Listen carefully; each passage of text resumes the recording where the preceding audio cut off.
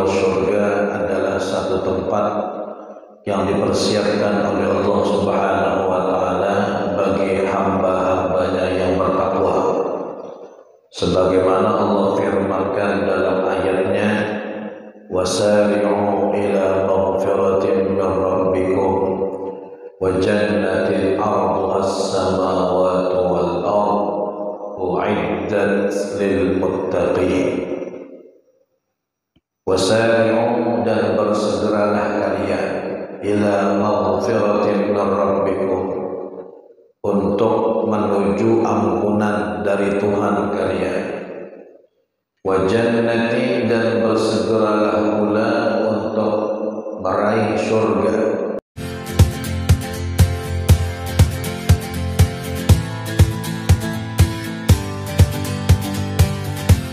Assalamualaikum warahmatullahi wabarakatuh.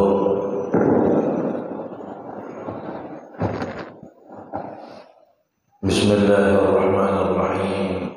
Alhamdulillahi rabbil alamin, wa bihi nasta'inu ala umuri dunya wad din. Wa sallallahu wa sallama ala sayyidina وعلى آله وصحبه أجمعين. سبحانك لا علم لنا إلا ما علمتنا إنك أنت العليم الحكيم. رب اشرح لي صدري ويسر لي أمري واحلل عقدة من لساني يفقه قولي بجاه النبي وآله وصحبه أما بعد.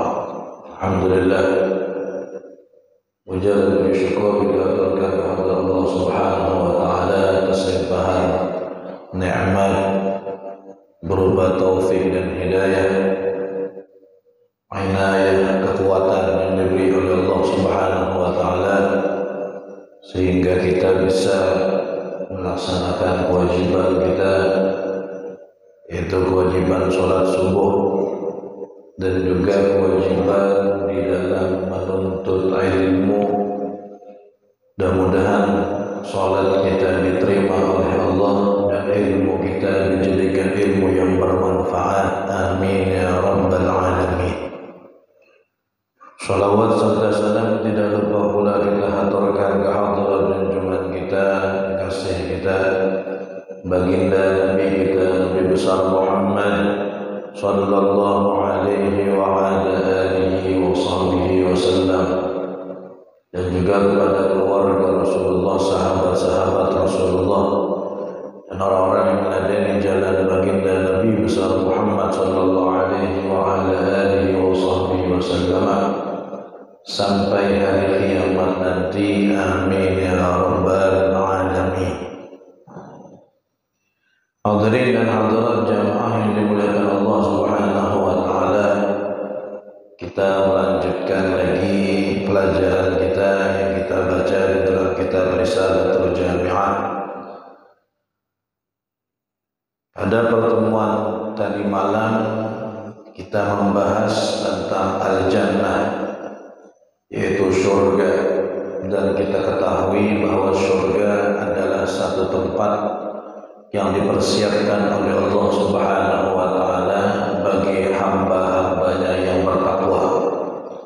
Sebagaimana Allah firmankan dalam ayatnya, "Wasari'u ila maghfiratin min rabbikum wa jannatin 'arduha as-samawati wal ardh u'iddat lil muttaqin." Wasari'u, dan bersegeralah kalian ila maghfiratin min rabbikum, untuk menuju ampunan dari Tuhan kalian. Wa jannatin, dan bersegeralah pula untuk meraih surga. Yang mana surga tadi? Arduhas samawati wal ardh, luasnya seperti langit dan bumi.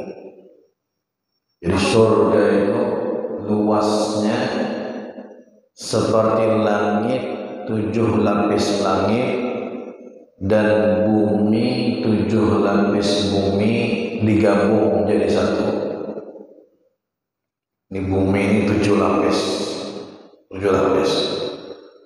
Dibentang bumi yang 7 lapis itu digabung. Berarti 7 kali lipat bumi. Karena asalnya bertingkat tapi digabung menjadi satu. Jadi 7 kali lipat bumi ditambah 7 kali lipat langit. Langit ada 7 lapis digabung menjadi satu. Kemudian 7 kali lipat bumi dan 7 kali lipat langit digabungkan. Itulah luasnya surga. Sesuai dengan ayat itu. Arduhas samawati wal ard. Luasnya sama seperti luas seluruh lapisan bumi dan luas seluruh lapisan langit. Itu luasnya. Allah tidak menyebutkan panjangnya. Artinya kalau luasnya aja seperti itu, seberapa panjangnya? Itu lebih lagi daripada itu. Begitu luas. Sehingga dikatakan oleh ulama, surga yang seluas itu sungguh sangat rugi kalau kita tidak dapat satu kapling pun dari tempat yang mulia itu. Luasnya surga itu, tidak dapat bahkan satu petak pun tidak dapatkan. Rugi manusia itu. Manusia yang celaka, tidak dapat bagian dari surga yang seluas itu. Untuk siapa? Uiddat lil muttaqin, dipersiapkan oleh Allah untuk orang-orang yang bertakwa. Mudah-mudahan kita menjadi orang yang bertakwa semuanya. Amin ya rabbal alamin. Intinya surga dipenuhi dengan berbagai macam kenikmatan, dipenuhi dengan berbagai macam keindahan. Tidak ada yang namanya capek di surga. Tidak ada yang namanya payah. Tidak ada yang namanya kotoran. Bersih. Isinya semuanya adalah hal-hal yang menyenangkan. Istananya, pepohonannya, sungai-sungainya, tempat tidurnya, buah-buahan, makanan, semua adalah bentuk keindahan sebagai balasan dari Allah untuk hamba-hambanya yang berjuang di dunia melawan hawa nafsunya. Surga. Allah Subhanahu wa taala katakan jazaa'u wifaqa, balasan yang setimpal. Saking banyaknya pemberian Allah di surga itu, sampai-sampai kita itu mengatakan ya Allah cukup. Saking banyaknya. Ata'an hisab, pemberian yang sangat banyak. Ulama tafsir mengatakan di dalam tafsir ayat tadi, ata'an hisab, surah An-Naba, yaitu pemberian yang Allah berikan sampai-sampai orang yang di surga itu berkata kepada Allah, hasbi hasbi, ya Allah cukup cukup. Saking banyaknya. Ibaratkan seperti kita diberi makan sama orang dikasih tambah.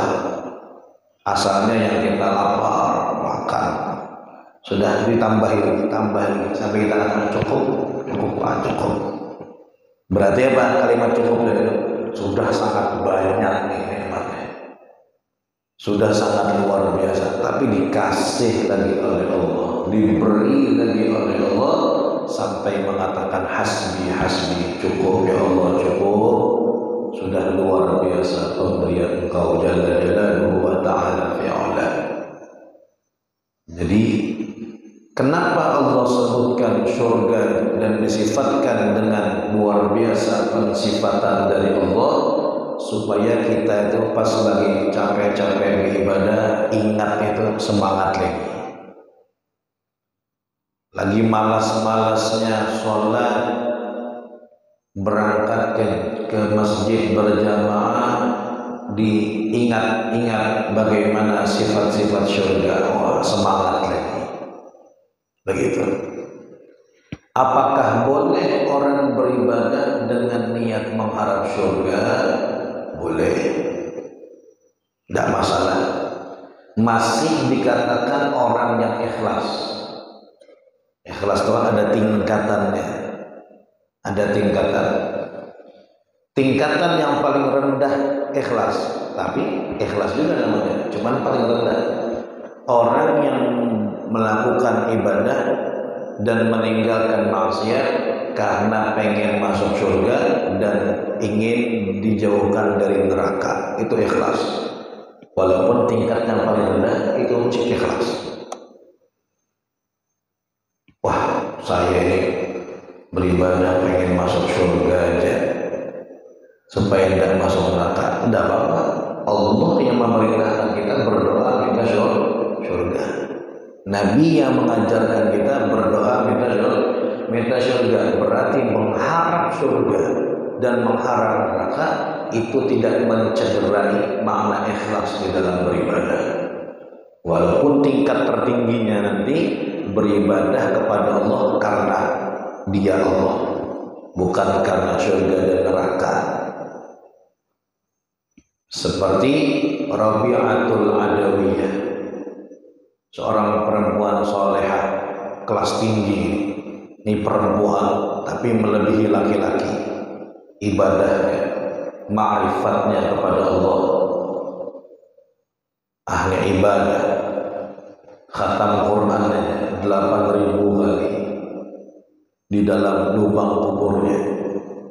Rabi'atul Adawiyah mau meninggal dunia, digali kuburnya, lubangnya sendiri, masuk di dalam lubang kuburnya, baca Al-Quran, sempat 7.000, bukan 8.000, 7.000 kali khatam, meninggal.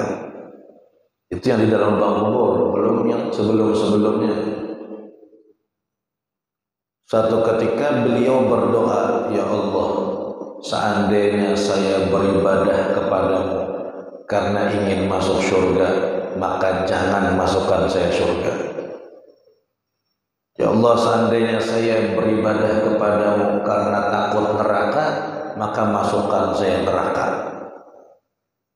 Orang yang dengar protes, kok doamu begitu? Nabi ngajari kita minta surga.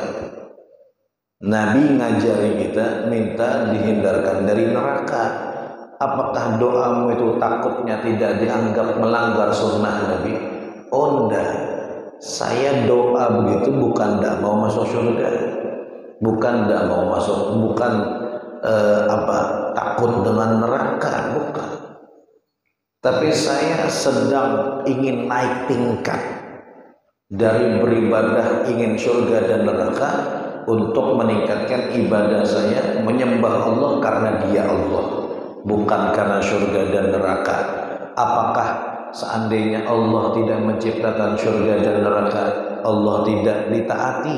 Tetap ditaati. Baru orang faham, oh beliau sedang naik tingkat nih, dari ikhlas yang pertama naik ke ikhlas yang tingkatan yang selanjutnya. Jadi tidak masalah orang beribadah mengharap surga, tidak apa-apa. Beribadah minta dijauhkan dari neraka boleh, masih dikatakan ikhlas.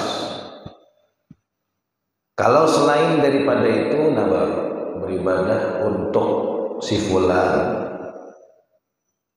beribadah supaya dipuji oleh fulan, baru itu mencederai makna ikhlas di dalam beribadah. Boleh, makanya Allah sifatkan tuh surga di dalam Al-Quran. Betapa hebatnya Allah mensifatkan surga di dalam surah Al-Waqi'ah di dalam surah Al-Insan, di dalam surah Al-Baqarah, di surah-surah, beberapa surah Allah menceritakan surga dengan hebatnya. Mulai dari tempat tinggalnya, mulai dari kendaraannya, mulai dari makanannya, mulai dari sungai-sungainya, sampai bidadari-bidadarinya Allah sebutkan dalam Al-Quran. Tujuannya menyemangati kita. Dan sekali lagi, seperti yang kita sebutkan tadi malam, sifat-sifat yang ada di dalam Al-Quran itu hanya takriban lil faham, mendekatkan pemahaman saja. Adapun aslinya jauh lebih hebat dari itu. Sekedar supaya kita bisa membayangkan aja, supaya bisa membayangkan. Contoh, misal Allah sebutkan di dalam Al-Quran wadah gelas orang minum di surga, wa yutafu alaihim bi aniyatin min fiddatin kanat qawarira. Para anak-anak kecil itu keliling di surga membawa minuman-minuman dari tempat gelas yang terbuat dari perak tapi tembus pandang. Adakah perak tembus pandang? Mana ada perak tembus pandang? Min fiddatin kanat qawarira, dari perak tapi seperti botol tembus pandang. Tidak ada. Jadi Allah membahasakan perak supaya kita bisa menghayal, oh perak itu begini-begini. Cuma tembus pandang, tidak ada di dunia itu. Tidak ada di dunia. Misal lagi Allah ceritakan di dalam Al-Quran, di antara minuman, minuman orang di surga apa? Khamr. Apa khamr? Arak. Arak. Tapi Allah katakan arak yang lezat, yang tidak memabukkan. Ya, berarti kalau tidak mabuk bukan arak namanya. Kan begitu. Namanya arak itu pasti memabukkan. Kalau tidak mabuk berarti bukan arak, tapi Allah bahasakan arak supaya kita bisa menghayal. Oh araknya. Nah itu. Tapi tidak memabukkan, baunya harum.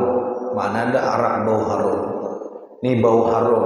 Allah katakan khitamuhu misk wa fi dzalika falyatanafasil mutanafisun.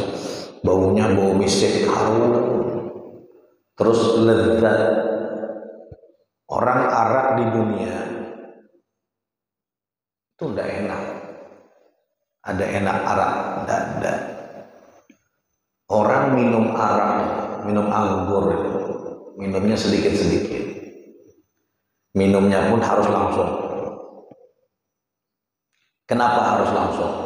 Nih, panas di sini. Itu melukai tenggorokan arak itu. Panas ya.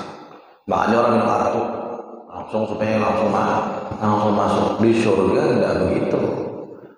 Min khamril ladzatil lisyaribi, arak yang lezat, tidak ada rasa sakit dan tidak memabukkan, tidak menyebabkan orang ngomong ngelantur. Berarti bukan arak, cuman Allah bahasakan arak biar kita mudah menghayalnya. Mudah apa?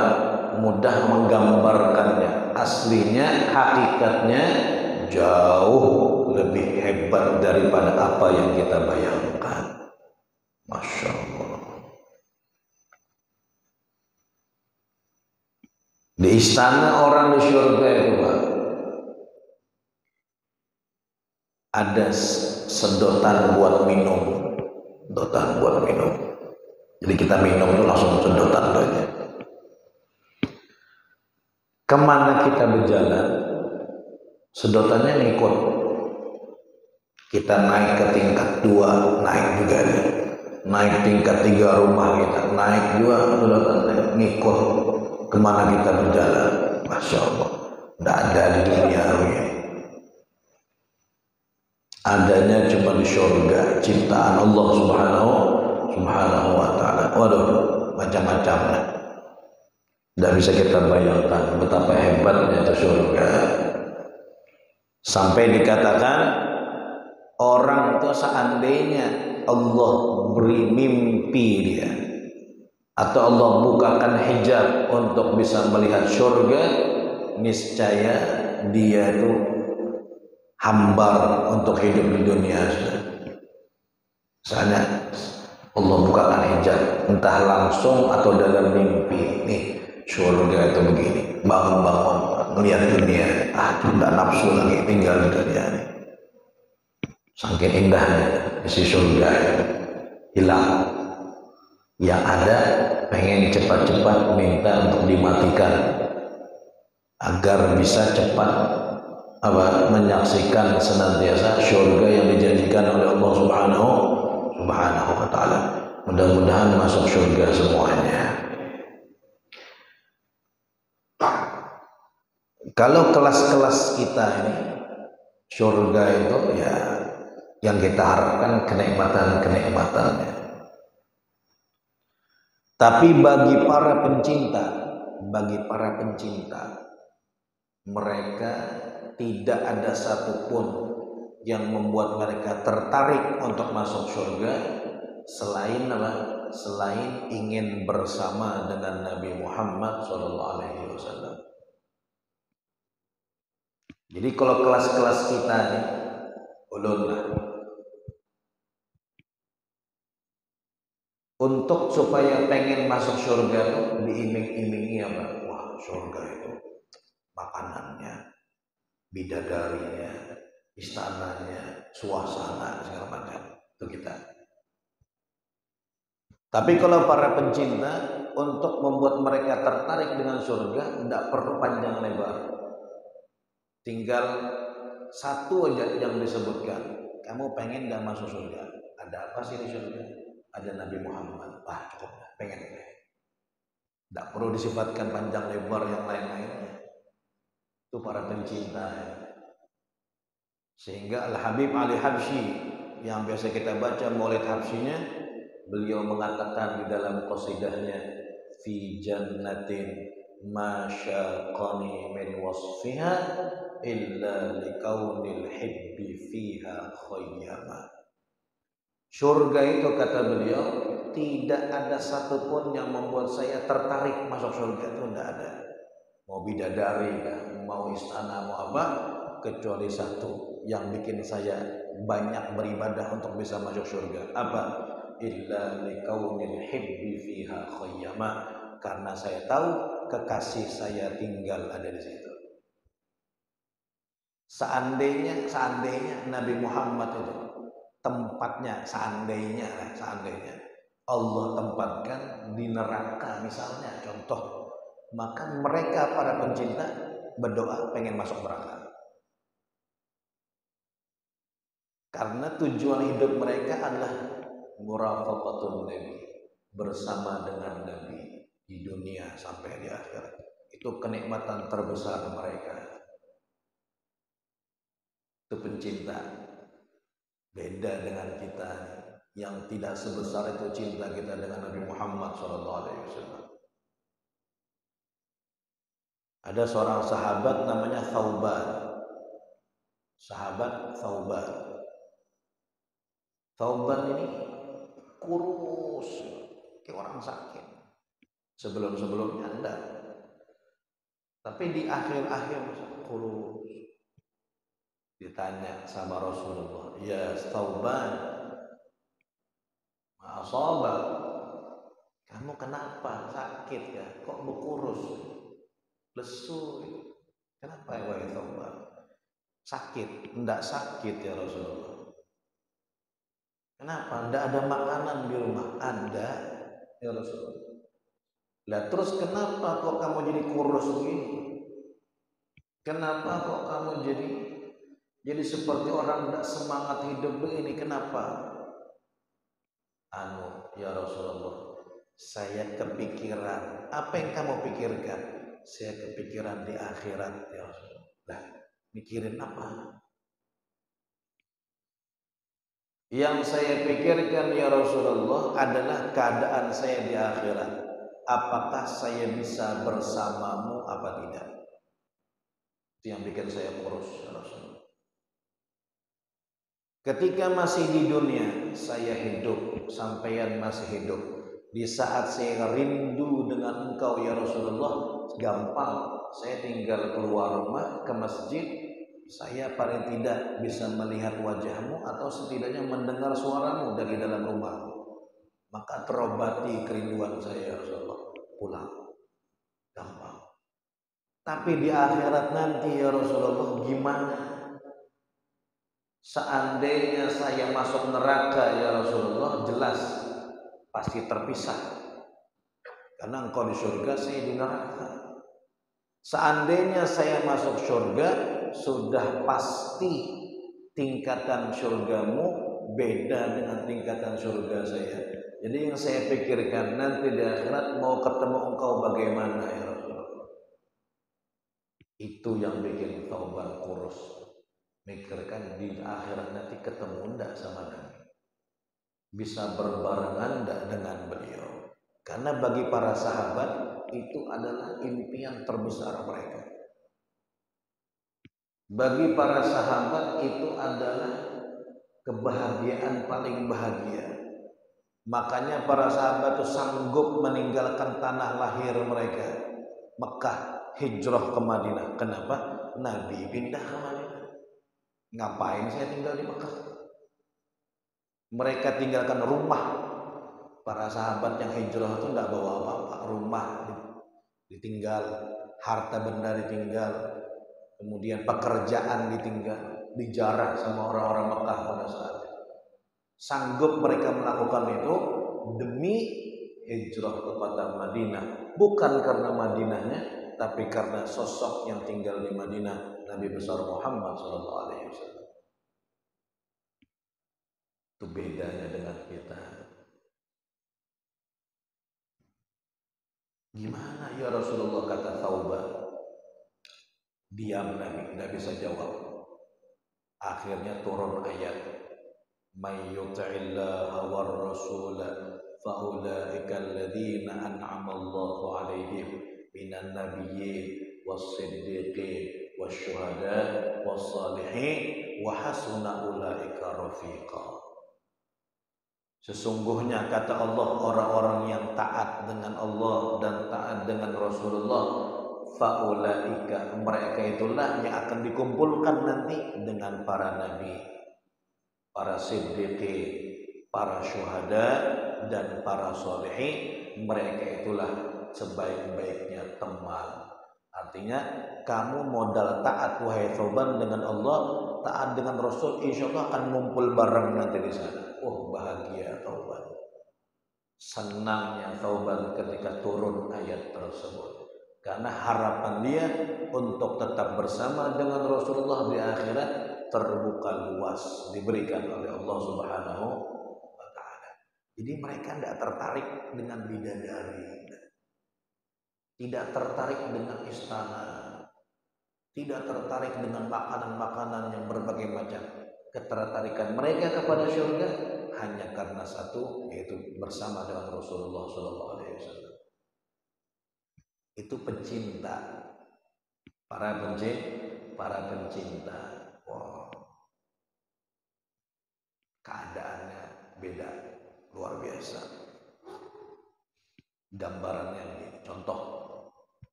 Ada seseorang laki-laki, misalnya seorang laki-laki mencintai seorang wanita, cinta betul dia dengan wanita. Kemudian si laki-laki ini diajak temannya, kita jalan-jalan yuk, tamasya. Kemana? Ke sana. Ada apa di sana? Ada pantai, ada pemandangan bagus, ada permainan-permainan, ada kolam renangnya, macam-macam. Ada apa lagi? Ada makanan macam-macam. Mikir. Ada apa lagi? Terakhir disebutnya di sana si Anu ikut. Disebutnya nama perempuan yang dicintai. Ikut, saya berangkat. Anggaplah misalnya perempuan ini namanya Siti misalnya, yang dia cintai. Anggap.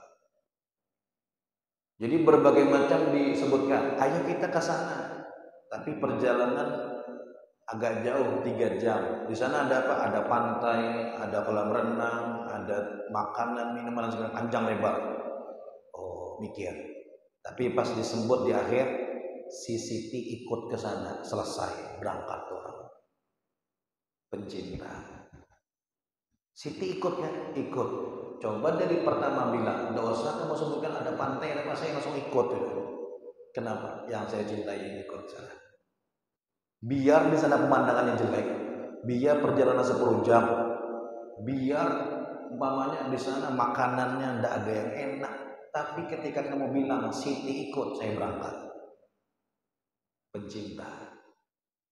Seorang menjadi pencinta, beda dengan apa yang sekedar ingin kenikmatan aja. Mudah-mudahan Allah Subhanahu wa taala menjadikan kita orang yang mencintai dan dicintai oleh Nabi besar Muhammad sallallahu alaihi wasallam, dan di surga nanti bisa bersama dengan beliau. Amin ya rabbal alamin. Kebersamaan dengan Nabi. Makanya ada satu hadis yang disebutkan oleh Sayyidina Anas bin Malik, tidak pernah kami bahagia mendengar hadis Nabi sebesar bahagia kami di saat mendengar hadis yang satu ini. Ada seseorang datang kepada Rasulullah.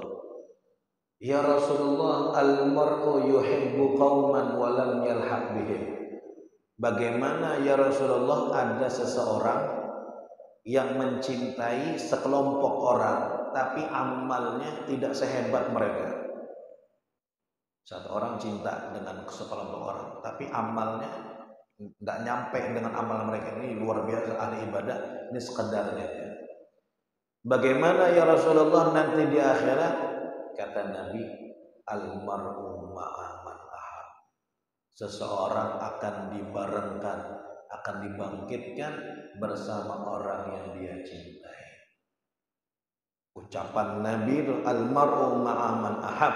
Seseorang akan dibangkitkan dan dikumpulkan dengan orang yang dicintainya. Kata Sayyidina Anas, tidak ada hadis yang membuat kami lebih bahagia melebihi ucapan Nabi. Karena pengharapan besar mereka ingin bersama dengan Nabi. Kata Sayyidina Anas, uhibbu Rasulullah, saya cinta Rasulullah, saya cinta Abu Bakar, saya cinta Umar bin Khattab. Maka saya berharap melalui hadis ini saya akan dibarengkan dengan mereka semua nanti ada di akhirat. Masyaallah. Al-mar'u ma'a man ahab. Makanya ada satu ayat di dalam Al-Quran yang ayat ini sangat digemari oleh para pencinta Nabi Muhammad SAW. Ayat ini membuat mereka mabuk. Kata guru saya, para pencinta itu ketika membaca ayat ini mereka akan mabuk kerinduan. Dari ayat ini 3 huruf ini yang membuat mereka mabuk. 3 hurufnya. Apa itu? Ayat dalam Al-Quran. Yauma la yukhzillahu an-nabiyya walladzina amanu ma'ah. Pada hari kiamat kata Allah, Allah tidak akan membuat sedih Nabi Muhammad. Di saat Nabi Ibrahim berdoa kepada Allah, wala tukhzini yauma yub'atsun, ya Allah, tolong jangan engkau buat saya sedih nanti hari kebangkitan. Rasulullah belum doa dikasih duluan oleh Allah. Pada hari itu kata Allah, Nabi Muhammad tidak akan merasa sedih, tidak akan merasa susah, tidak akan merasa gundah pada hari kiamat. Nabi aja kan, walladzina amanu ma'ahu, dan orang-orang yang beriman yang bersamanya. Ma'ahu, bersamanya. Kalimat ma'ahu ini 3 huruf aja, mim, ain, ha. Ma'ahu, bersamanya. Tapi maknanya dalam. Bersama siapa? Siapa? Nabi SAW. 3 huruf ini yang membuat para pecinta itu mabuk kalau membaca ayat ini. Ma'ahu. Kadang-kadang diulang-ulang, tidak dilanjutkan. Saking mereka menikmatinya, lezatnya ayat itu. Walladzina amanu ma'ahu. Ma'ahu, ma'ahu, ma'ahu, bersamanya, bersamanya, bersamanya. Allah.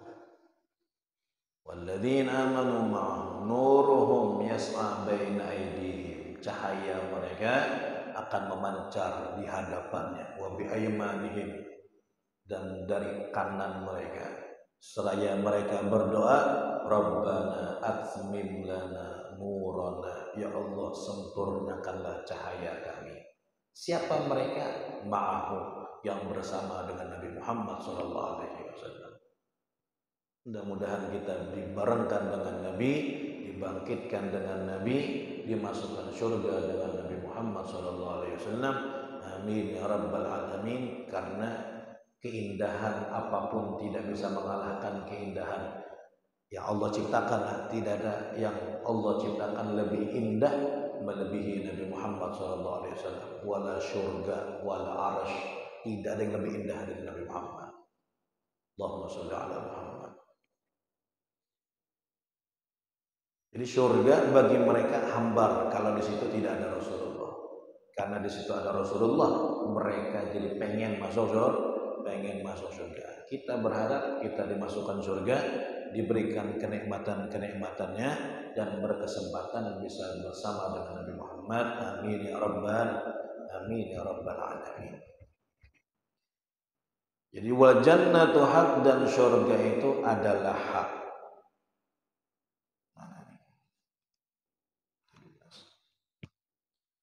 Surga adalah benar.